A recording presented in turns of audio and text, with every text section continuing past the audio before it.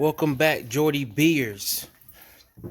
It's your boy Jordy B. We back with another episode of Life with Jordy B. If you haven't, make sure you hit the like, share, and subscribe to the channel, guys. Subscribe to the channel. It's easy. It doesn't cost you anything. So make sure you hit the subscribe. It helps me out. It helps me put out more videos for you guys. And also, give me some ideas of what kind of videos you guys want to see on the channel. I have ideas, but I want to give you what you want. I do a lot of stuff. I just don't video it. So guys, give me ideas of what you want me to video. But this is not about that. We've been focused on motorcycles for a while, but we are back to the Grand National. And that is what most people on this channel are here for. I have a 1986 Buick Grand National T-Type. I mean, not T-Type. I'm sorry. Buick Grand National T-Top. So we're going to get this flipped around. I think the last time I talked to you guys, we had got the seats upholstered. Yes, we got all the front and rear seats re-upholstered. So we're going to get this turned around, and I'm going to show you guys what I've been doing, because I have been working on this car. I just haven't been putting it on the channel. But we're going to be live back on the channel with this car. But I'm going to walk around and just give you a detailed view of what I've been doing in the meanwhile. I haven't been grinding on this car. I've been working on it periodically in spare time and spurts. But I'm going to get this turned around, guys. All right, so here's my baby. My 1986 Buick Grand National. True Buick Grand National. WE2 car. This is a real deal.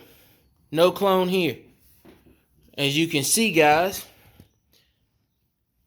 I have put body fillers in this. So we got new body fillers in here in the front, or bumper fillers. They fit pretty good. I'm happy with them. These are the eBay ones, the ABS plastic ones. They work for me. I'm cool with it. You know, a lot of people say they have issues with the fit and finish. I didn't really have that much issue. I like it. But there they go. I'll step back and let you see it. Man, if you had seen this car first without any fillers around it, all of them were busted out, it looked terrible. I could not stand it. Actually, the very first thing I bought for this car was the body fillers, but I didn't put them in right away. But I just could not stand it. So there we go. That's one of the new things I've done since you guys seen the car. Moving on,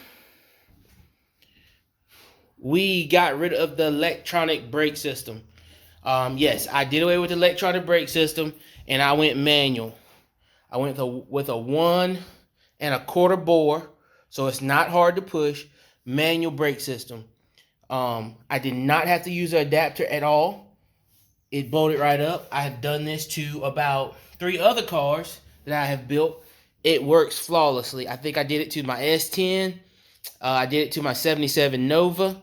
I used the exact same master cylinder, and you don't have to go by the Wellwood master cylinder. I have all the specs of the Wellwood master cylinder, and then at the time I was working in parts.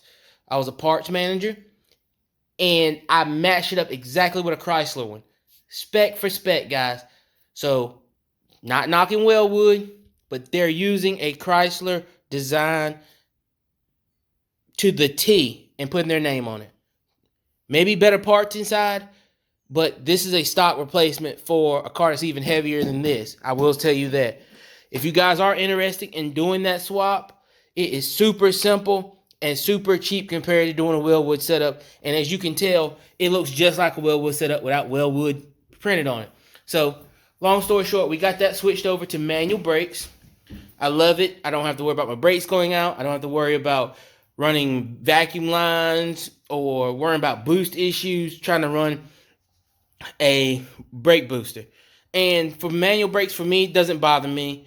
They're not hard to push. My wife has drove both of the other vehicles with this master cylinder on it, and she had no issue stopping this thing or stopping to do a burnout or hold the brakes. They are not that hard, even though they're manual, because you have to get it right. The ratio, your pedal ratio, get your rod right, your rod angle, and make sure you use the 1 1/4 bore. You use anything smaller, it is going to be hard to push. So that's that. While we're still under here, I did delete the air conditioning. A lot of guys are probably going to ridicule me for this. It's my car, guys. I know what I'm going to do with it. This is one of them cars that I'm not even going to have the air conditioning on anyway. I'm a type of guy, T-tops out, windows down. I'm profiling. I'm riding around. I'm cruising. I don't want to be cooped up in a car with the air conditioning on. That's just my personal. I don't mind air conditioning. But another reason I went on and deleted it is because if you swing around this way, I can't put my condenser back up here in no way. I'm running a front mount intercooler. So, yes, that's another thing that I've done since we've been sitting here is I've got my front mount intercooler. This is the actual one that actually was on the car before I got it. I actually went back and bought it back. Don't know why he didn't give it to me with the car, but I actually had to buy this back. Or actually I did some wheeling and dealing, some trading. But I got that back, and I got the pipes that go with it too. So I got to get those cleaned up, but I did paint that intercooler. So that is painted with the non-marring aluminum. I love it. I don't have to worry about polishing this thing because I was going to get it polished, but I like this look better, satin. Show you guys what it looked like from the front.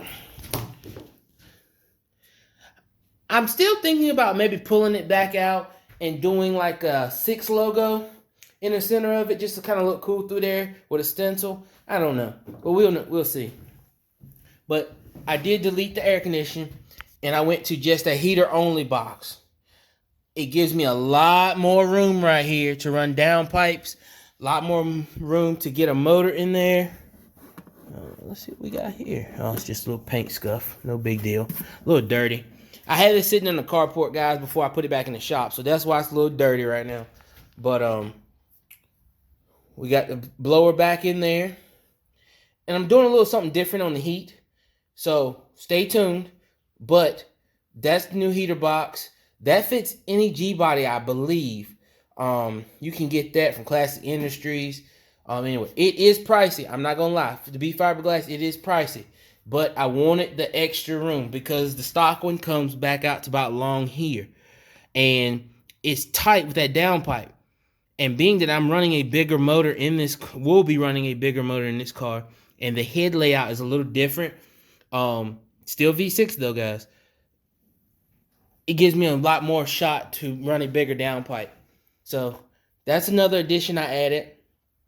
I do have to get all this cleaned up, guys. And it's really not bad as it looks. Those red wires are the wires that's supposed to run over here to the starter. So once I tie them back together, it's only like 4 or 5 wires. The rest is like water hoses for the washer and stuff that I'm not going to be using. And some old vacuum hoses. So I got to get that cleaned up. Get these out of here. Probably going to do away with these and probably going to aluminum bottles. Actually, I won't even be running that one because that's for washer fluid, which I'm not even worrying about. I'll probably go to aluminum reservoir here. But let's keep moving. So up here, we did a new panel. Dash, I can't call it, I guess defroster panel. Mine was cracked, so I think we got that from Classic Parts. We put a new one of those up there. Simple. We also, I was in there, we did new speakers. We went with, I think they're Orions. And they're super small. They're like 3.5. So I went back with that. We'll move in here. And you can see, guys, the body of the car is straight. So I told you earlier, we did the interior in the car. I did floor pans in this car. So it got new carpet. It got new seat covers all the way around. Put the Power 6 logo back in it. This is my own doing. These did not come with the Power 6 logo in them. I actually had these stitched on. You save a lot of money by doing it that way, and I think they last a lot better. But it was either to go back with the Power 6 logo or go back with the Grand National intercooled badge style patch. So I decided to go back like it was original. And these have a lot more color definition to them, which I like. So we went back with those. As you can see, it's pretty clean in this car now. Missing a door strap over there, that's no big deal at all. We'll swing back here to the back. We got the back done. So the panels right here, I'm going to steam clean those. They're in good shape. They're just old. No nasty, sediments or stains or anything, but we're gonna clean those. But guys, the car is turning out to look pretty good. Let me know in the comments what you think about the car. So here's your back carpet. Those are some panels that go on the bottom of the seats. That's, I'll put those back when I'm 100% done. The new carpet laid in perfect. And as you can see, I'm loving this inside. I sat in it the other day and just kind of sat here, and I am going to enjoy this car. But so we put gauges down here. We went to SunPro SP series gauges. We got oil and water down here. We did put a new radio in it, Bluetooth radio. My boost controller is going to be here. So that has to get wired up. We're also going to run a tack in this car, but I didn't want to do a traditional tack. And let me, let's see here if I can grab it. So this tack is going to sit right here on the column, as you can see. So it's going to be low profile because I did not want a big old race tack on this thing. It's going to be low profile. It's got the digital tack readout on the inside, and also the whole thing lights up blue for your shift light. Car's gonna be shifting itself, but I wanted to go something sleek that didn't stand out, didn't block my view of my instrument cluster, which, as you can see, I switched to the 140 kilometer instrument cluster. So that's another thing I bought since you guys seen it on the channel. It still has the regular mile per hour in the center, so it came out of Canada. Those clusters did not come in turbo Buicks. They only came in standard Buicks. So they look cooler to me, just because it says 140. It's still really an 85 mile an hour cluster. But I needed a cluster anyway, so why not change it up a little different? It does not have your green and red boost gauge in the corner. I didn't need that because on the pillars over there, I have boost gauges. So not 100% original, guys, but I didn't need it when you're running, aftermarket gauges over there anyway. So this is my last piece that I have to do. I have to figure out, do I want to buy 100% new panels, in which you have to buy in a pair for driver and passenger, but it does have some water damage there.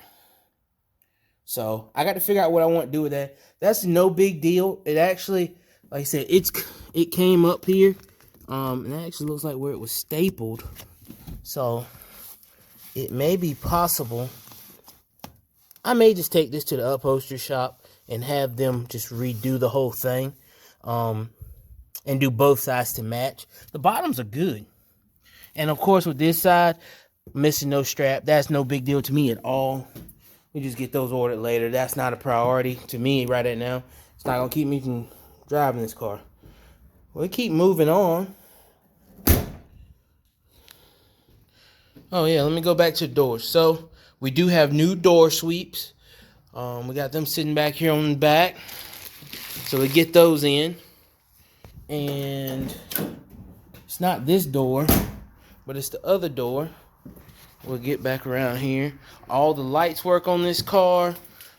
Here's your back body panels that I put in. They fit really good. Only issue I got, they are two-piece. So you got this right here that I can flex. But I got an idea for this. So what I'm going to do is I'm going to take the bumper back off, which is only 4 bolts. And I'm going to bond this together. Let it sit overnight and pull it together flush. And then I won't even have this right here. So easy fix. I didn't see it till after I finished, but that is super easy to do. I've seen some guys rivet them together to pull them together. So no big deal. But my tail lights and everything are in great shape. It looks good back here now. Got fillers in there. But you can see the car is really straight.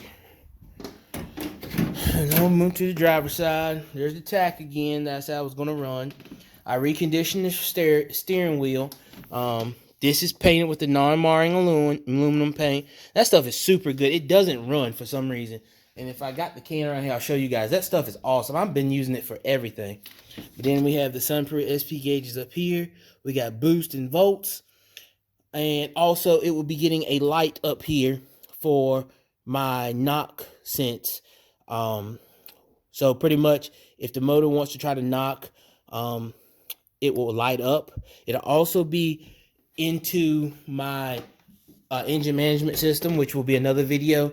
And it'll also pull timing out, so I can't hurt so it won't allow me to hurt my motor. It'll be doing everything automatically. But that's, yeah. See, guys, so this is what I'm talking about. See how my window's moving? I believe there's some things in there. It's been so long since I've been in an old school door, but I believe there's like some pedestals that keep this from moving that's probably worn out. So once I get in there and I put the new window sweeps, which you can see this one is shot, all gone. But I got new ones, so it's all good. I'll find out exactly why it's moving, because I do have to take both of these door panels off, because the passenger side, I think window motor is bad. But if you guys know why it's moving like that back and forth, please let me know in the comments before I dig into it. I mean, I'll find out once I get working. But if I can go ahead and order the part and have it before I tear it down, and I'll just, do it all in one sweep. But that's the only issue I got there. And I have seen tons of them do it, so, I know they make parts for it. Doors close really good. It did get all new weather stripping when I did the T-tops in the top. So all the T-tops are now stainless steel inserts. The bottom was reconditioned, cut out the old metal, put where the rust was, and filled it in, and put new weather stripping all the way around. So like I said, I'm a T-top guy. I love to take T-tops out, so I had to make sure that they were going to be ready for that. So, but guys, hey, that's the update on my 1986 Buick Grand National. You'll be seeing a lot more of this on the channel because it is back in the shop, as you can see. Not sitting outside. Well, it's on the carport. Not that long, guys. But we are back. We're finally back and ready to get to it on this car. Another thing I'm contemplating about buying is the one-piece valance for the bottom. They are not cheap, but I don't need the split because I'm not running the stock intercooler anymore, and I like the whole one-piece look. I just want to get a little bit longer one, not less I lower the car. But that's pretty much it, guys. That is my 1986 Buick GN. Oh yeah, I put hood shocks on it too because they were shot. Those eBay, they work great. I think I paid $20 for both of them, so that's cheap. That is her. She still got the stock hood on her. As you know, 86 has the chrome grill. 87 has the black grill. A lot of folks don't know that, actually. When I bought the car, I didn't know that. So I thought somebody took the grill. So 86 has chrome grill. 87 gets the black grill. You can switch out, but that is distinguished between the 2 years, so I'm going to leave the chrome grill. But that's it, guys. It's not a bad looking car. It is solid. It's getting there. So if you want to follow this car, please make sure you subscribe to the channel because I will be posting at least one video every 2 weeks on this car. Even if it's a short video, you will be getting more content on this car, guys. I'm out. It's your boy, Jordy B. Make sure you hit the like. You share this with all your Buick enthusiast friends or any friends for that matter. And make sure you subscribe to the channel. You see the banner in the back. We're going for it. I'm out.